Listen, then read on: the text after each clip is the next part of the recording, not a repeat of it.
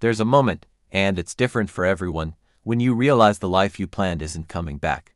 For Daniel, that moment came on a Tuesday in November, standing in an empty apartment with a phone full of missed calls he couldn't bring himself to return. He was 44. He had just lost his job, signed his divorce papers, and handed over his house keys, all within the same calendar year. And then he did something nobody who knew him expected. He smiled. Daniel had spent his 40s chasing a version of success that looked right from the outside, but felt hollow from the inside.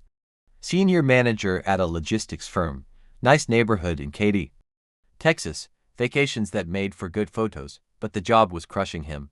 60-hour weeks, a boss who took credit for his work, and a company culture that rewarded silence over integrity. The marriage had been a slow fade. Two people who had grown in different directions, too polite to say it out loud until it was too late to fix. When the layoffs came, Daniel wasn't surprised. In a way, he was relieved. But relief doesn't pay a mortgage. And within 9 months, the house was gone too. The smile, Daniel told me, wasn't happiness. It was recognition. I had spent 15 years building a life I didn't actually choose, he said.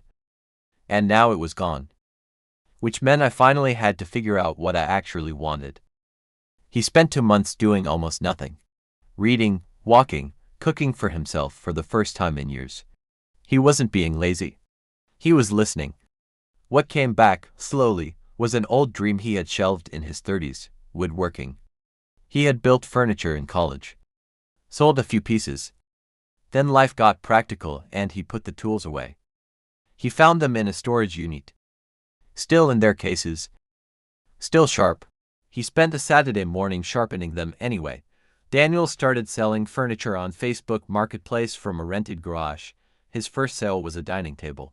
For $340, he remembers exactly what he felt when the buyer loaded it into their truck. I made that, with my hands, and someone wanted it enough to pay for it.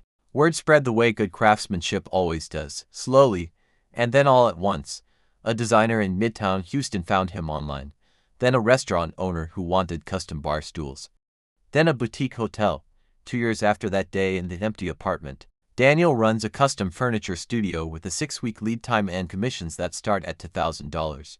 He lives in a smaller place now, quieter. A workshop takes up half of it. It's the best half, he says. Daniel lost a life, and he built a better one in its place. Not because the circumstances were fair, but because he was finally honest about what he actually wanted. That smile in the empty apartment, it wasn't nothing, it was the beginning. Subscribe to Legacy Built for new stories every Tuesday and Thursday. And tell me in the comments, is there something you shelved a long time ago that might be worth picking back up?